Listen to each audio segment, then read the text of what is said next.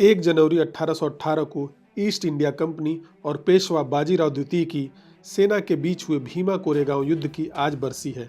देश भर के दलित 1 जनवरी को पुणे स्थित भीमा कोरेगांव स्मारक पर जुटते हैं। इस वीडियो में हम आपको बताएंगे कि दलित विजय का प्रतीक बन चुके इस युद्ध की पूरी कहानी क्या है। सबसे पहले हम आपको यह बता दें कि 1 जनवरी 1818 को हुए इस युद्ध का नाम कैसे पड़ा।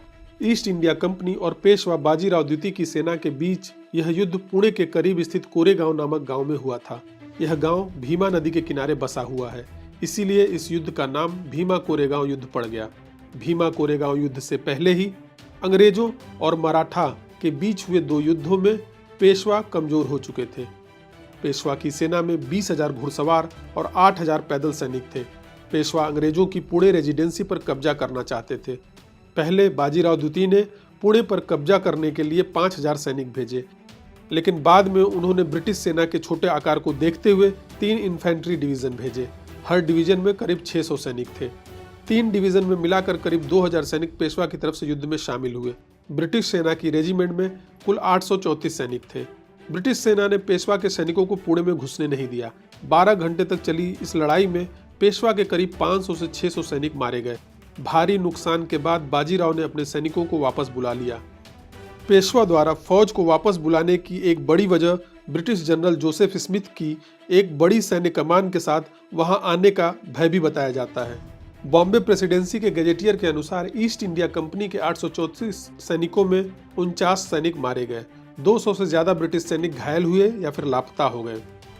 1757 में अंग्रेजों ने प्लासी की लड़ाई में बंगाल के नवाब सिराजुद्दौला को हराया था। प्लासी के युद्ध को पूर्वी और उत्तरी भारत में अंग्रेजी राज की स्थापना का निर्णायक मोड़ माना जाता है। मराठा शासक छत्रपति शिवाजी और संभाजी महाराज ने मुगलों से मुकाबला करके मराठा साम्राज्य की स्थापना की थी। 1707 में औरंगजेब के निधन के साथ ही मुगलों की ताकत कम होने लगी। मुगलों के पराभव का फायदा ईस्ट इंडिया कंपनी ने उठाना शुरू कर दिया था। शिवाजी के पोते और संभाजी के बेटे साहूजी महाराज की सत्ता पर पकड़ अपने दादा या पिता जितनी मजबूत नहीं रही, लेकिन पेशवा बालाजी विश्वनाथ के परिदृश्य में आने के बाद ही मराठा साम्राज्य के हालात बदलने लगे। पेशवा बालाजी विश्वनाथ और उनके वंशजों ने मराठा साम्राज्य को देश की सबसे बड़ी ताकत के रूप में बदल दिया था। भारत पर कब्जे के लिए ईस्ट इंडिया कंपनी को पेशवा को हराना जरूरी हो गया था। अंग्रेजों और मराठों के बीच कई युद्ध हुए, लेकिन 1818 में हुई भीमा कोरेगांव की लड़ाई के बाद अंग्रेज निर्विवाद रूप से भारत की सबसे बड़ी ताकत बन गए। इसीलिए ईस्ट इंडिया कंपनी के इतिहास में इस युद्ध का खास महत्व है। इतिहासकार श्रद्धा कुंभोजकर के अनुसार ईस्ट इंडिया कंपनी ने इस लड़ाई में अंग्रेज सेना का नेतृत्व करने वाले F.F. स्टॉन्टन को गवर्नर जनरल ने प्रमोशन देकर मानद आईडी कैंप बना दिया।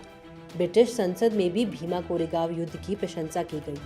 ब्रिटिश मीडिया में भी इस युद्ध में अंग्रेज सेना की बहादुरी के कसीदे गाड़े गए। भीमा कोरेगांव युद्ध के बाद अंग्रेजों ने युद्ध स्थल पर 65 फीट ऊंचा एक स्मारक बनवाया। इस स्मारक पर युद्ध में मारे गए ब्रिटिश और भारतीय सैनिकों को श्रद्धांजलि दी गई है।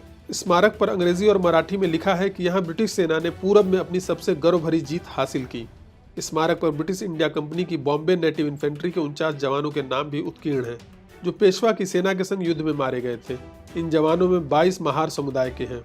इन सैनिकों के महार होने की पहचान उनके नाम के अंत में लगे नाक, एस नाक, राय नाक, गुन्नाक इत्यादि से होती है। इस स्मारक पर उत्तर और दक्षिण में मराठी में प्रशस्ति अंकित है, पश्चिम में अंग्रेजी पर प्रशस्ति अंकित है। स्मारक के उत्तर और पूर्व में मारे गए या घायल अंग्रेजों के नाम हैं। इनमें आर्टिलरी में शामिल 4 भारतीय सैनिकों के भी नाम हैं जो युद्ध में मारे गए थे।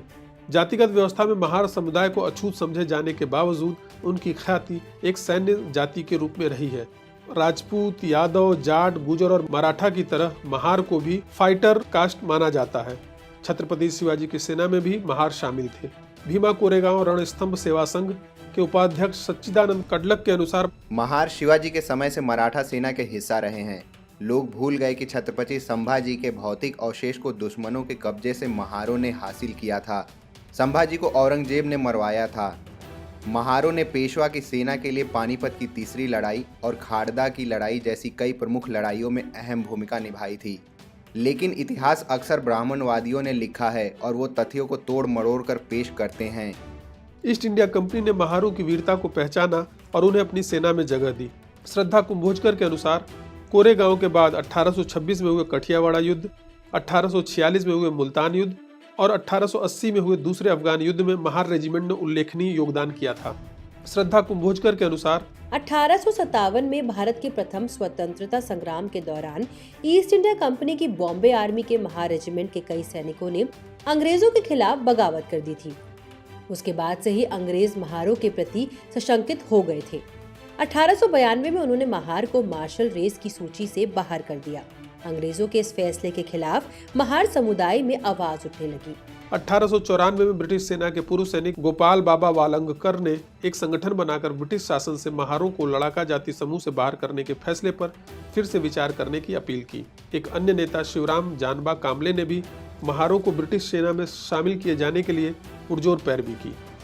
काम्बले ने ही कोरेगांव स्मारक पर महारों द्वारा सभा करने का सिलसिला शुरू किया। 1910 में काम्बले ने 51 गांवों के महारों की साझा बैठक करके ब्रिटिश सेना में उन्हें शामिल किए जाने की मांग रखी। 1916 तक महार कई बार ब्रिटिश शासकों से सेना में दोबारा शामिल करने की मांग उठाते रहे। अंग्रेजों ने महारों को दोबारा सेना में तब शामिल किया जब पहले विश्व युद्ध में उन्हें अतिरिक्त सैनिकों की जरूरत महसूस हुई।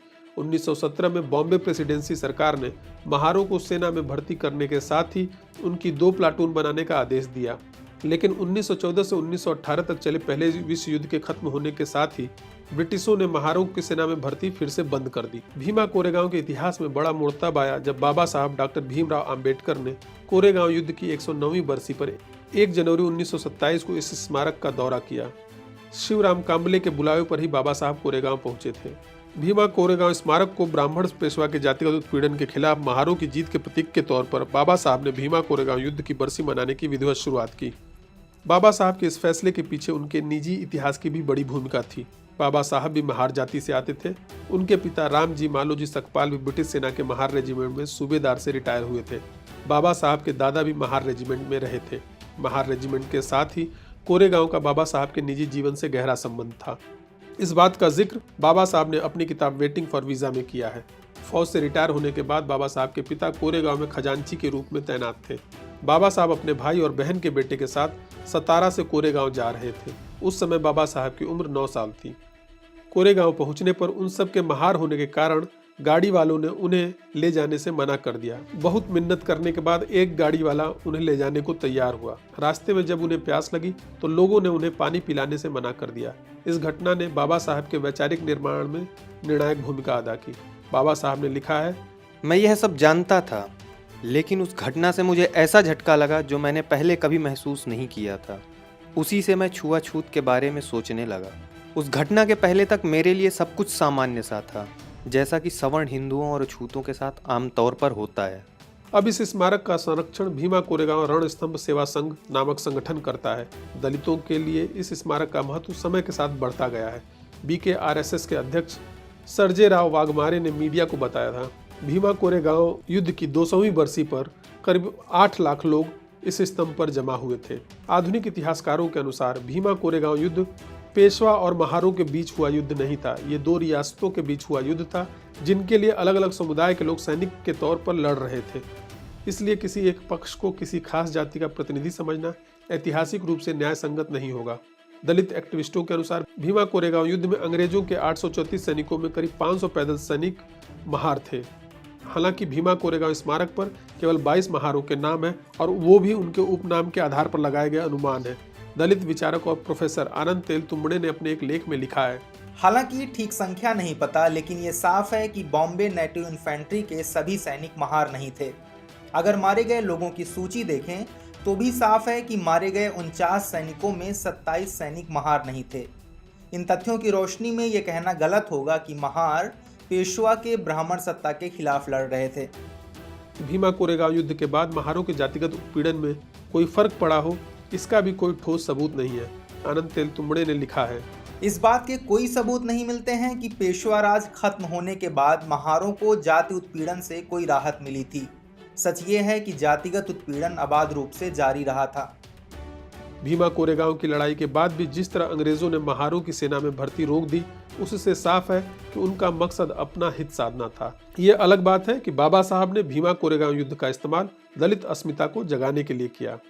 आनंद तेलतुंबड़े ने लिखा है, जब बाबा साहब भीमराव अंबेडकर भीमा कोरेगांव की लड़ाई को पेशवा शासन में महार सैनिकों के उत्पीड़न के प्रतीक के तौर पर पेश करना शुरू किया तो वह एक विशुद्ध मिथक का निर्माण कर रहे थे।